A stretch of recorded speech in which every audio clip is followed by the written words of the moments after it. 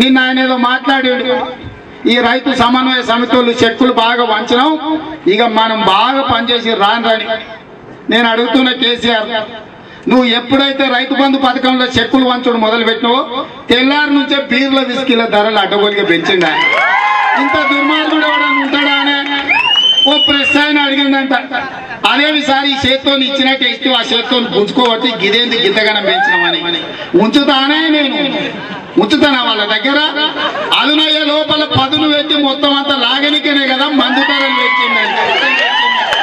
ఇంత దిక్కుమాలినోడయా, రైతులకు పెట్టుబడి కోసం ఇచ్చిన ఒక పక్కన చెప్తున్నాడు, రెండో పక్కన బీరుకైతే స్ట్రాంగ్ అయితే 20 పెంచిండంటే ఇంకేదో అయితే ఇంకేదో పెంచిండట, విస్కీకి పెంచిండట.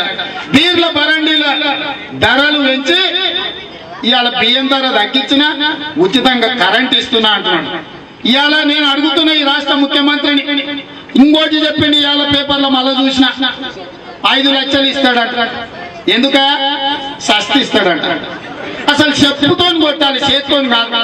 18 ఏళ్ళ వయసు నుంచి 60 ఏళ్ళు ఉన్నోడు ఎవడని వస్తే నీ ఇంటికి వచ్చి 5 లక్షలు ఇస్తామని. ఒరే సన్నాసి ముఖ్యమంత్రి, బతుకున్నప్పుడు మేము పండించిన పంటకు గిట్టుబాటు ధర ఇవ్వు. మేము మిర్చి వండితే 10,000 కొను, మేము కందులు వండితే 10,000 కొను, మేము పత్తి వండితే 7,000 కొను. ఆగస్టు నుంచి అంట మనం 18 ఏళ్ళ నుంచి 60 ఏళ్ళు ఉన్నోడు ఎవడని చచ్చిపోతే చచ్చిపోయిన 10 రోజుల్లో 5 లక్షలు ఇస్తాడంట. అంటే ఏం కోరుకుంటుండే కేసీఆర్? నువ్వు చస్తే నేను సంతోషపడి నీకు 5 లక్షలు ఇస్తా అంటున్నా. సావుకు నజరాణాలు ఇచ్చేటోడు ఎవడన్నా ఉంటాడా? సావుకు నజరాణాలు ఇస్తాడు ఎవడన్నా?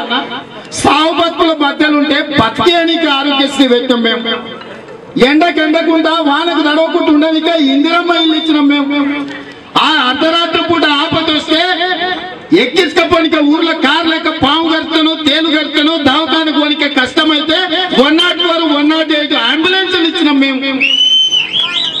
ప్రభుత్వ ఆసుపత్రిలో పట్టుకుంటారా పట్టుకోరా అంటే 2 లక్షల రూపాయల వరకు అపోలో లాంటి పెద్ద పెద్ద ఆసుపత్రులలో ప్రతి పేదోనికి తండాలలో, గూడాలలో, మారుమూల పల్లెల్లో ఉన్నాడు.